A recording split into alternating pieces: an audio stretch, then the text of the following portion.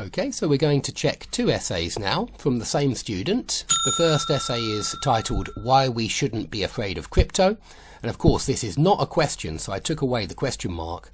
If you want to make it a question, then you need to invert the modal auxiliary and the subject. So you need to say, why shouldn't we be afraid of crypto? Okay, let's start here then. The days when people needed to physically carry different types of stores of value are almost over.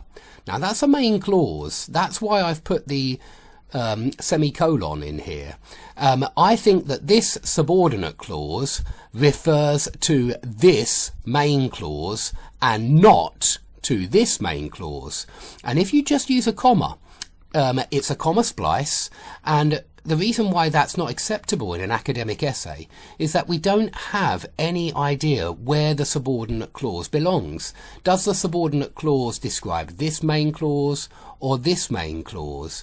And so you have to decide this when you're writing your essay, and you have to punctuate it to make it clear.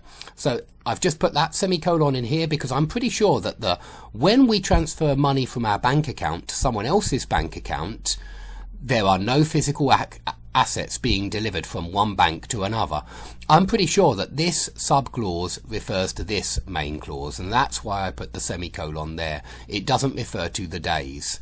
Yeah, this when clause describes the days when people needed to physically carry different types of stores of value are almost over.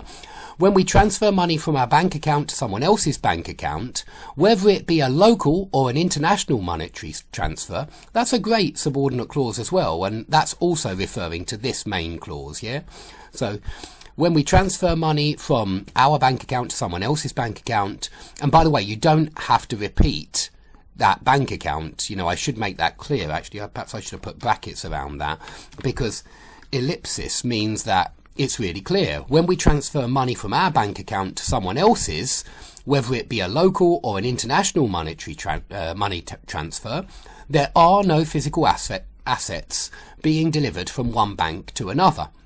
We can imagine that each financial institute has its own ledger where they keep records of every transaction that has ever been made, comma, and when someone is willing to send money, comma, the sending bank writes in their ledger that some amount of money should be removed from their balance, and the receiving bank creates a new record in their ledger with the amount that they should update their cash balance. Excellent. That's a very good, a very long sentence, but that all works because you're using coordinating conjunctions like and to join the clauses together. You did need an is here though, and when someone is willing, yeah, willing is more like an adjective, yeah, when someone is ready, willing and able to send money. Yeah, and we've got a nice coordinating conjunction there joining that last main clause on.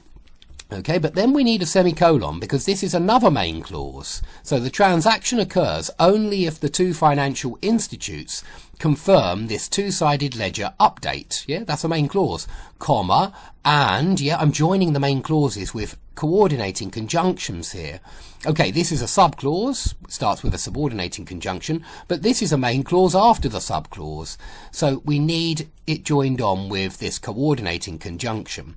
So, and now the bank account of the person who received the money will be able, you need a be, yeah, will be able to use it. Able is an adjective. So we'll be able to use it. It is good to remember that the cash balance of any bank is never fully represented by physical banknotes, comma, and, so you're joining the main clauses together. This cash balance is